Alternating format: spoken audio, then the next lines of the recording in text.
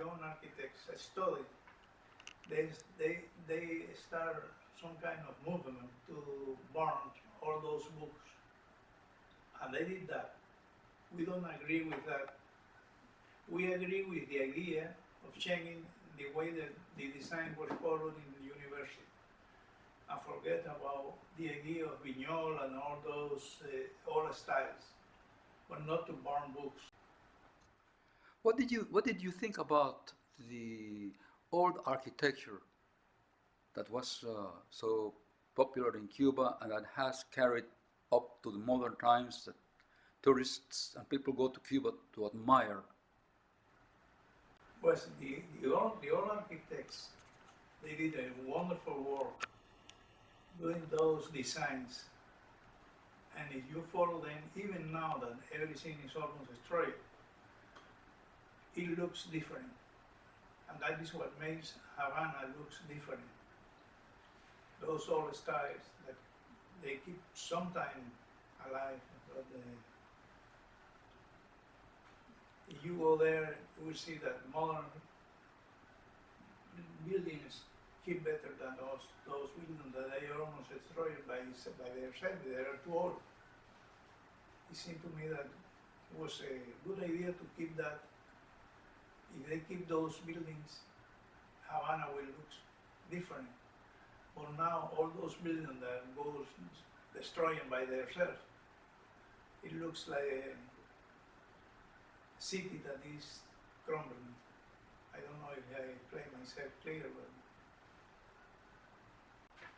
If you had to choose one building and say this is the one building that we treasure the most of the ones that you designed, which would it be? you see the Cuban American Cultural Institute. We practice in different countries. Now, this is one question that I often hear. How were architects considered? Everywhere we were really considered. You have how many sons and daughters? One son and two daughters. Two of them are architects. Our granddaughters are lawyers. Ah, lawyers. Very good, very good.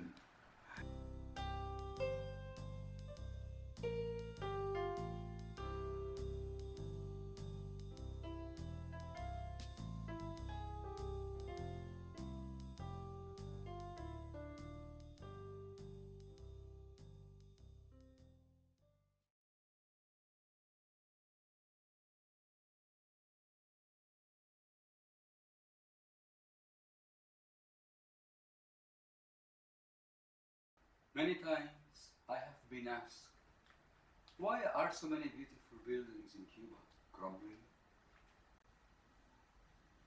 When those buildings were built, a new construction system for upper floors and roofs became very popular in Cuba and in other countries in the Caribbean because of the simplicity, cost, and short time for erection.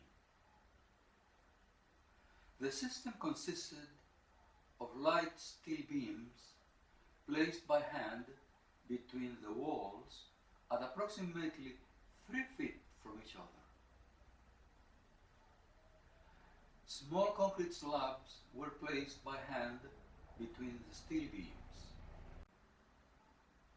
Reinforced concrete was a new material. It was not known then that beach sand should not be used in construction due to the high content of salt that oxidizes the steel, nor was it known that the steel had to be separated from the bottom in order to be covered and protected by the concrete.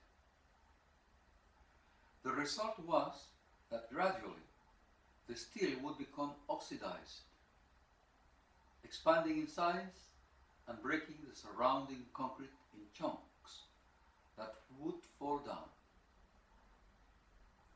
The other buildings that were crumbling were erected during colonial times.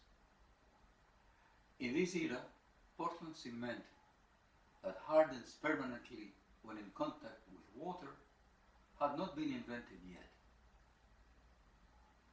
These buildings were erected with 6 walls made up of stones, placed together with lime-based mortar.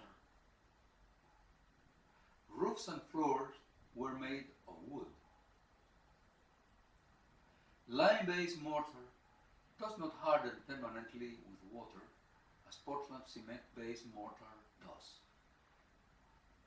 With the passage of time, the rain and humidity would gradually take a toll on the walls.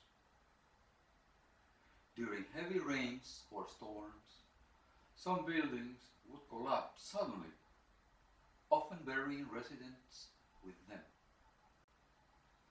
The buildings that were made with milled stone had no problems. Castro took over Cuba on January of 1959. Shortly thereafter, he confiscated all the residential buildings in the country through a law that was called urban reform. This law made all former tenants of existing residential buildings or houses owners of the units or houses where they lived. This law should have included the maintenance and repairs of the units and of the buildings by the new owners, but it did not. The new owners could not afford to maintain their own buildings. The government would not invest any resources in maintaining those buildings thereafter, since they had become the property of the former tenants. On top of that, very few building materials were available for purchase. All those factors together contributed to the decay of the beautiful buildings that made Cuba famous in its glorious past. The UNESCO has provided funds for the reconstruction of some prominent buildings in key areas. The government has also been reconstructing some buildings in key touristic areas. Will we see Cuba again in its glory? Cuba, the pearl of the Antilles. As Christopher Columbus said upon landing on October of 1492, the most beautiful land that human eyes have ever seen.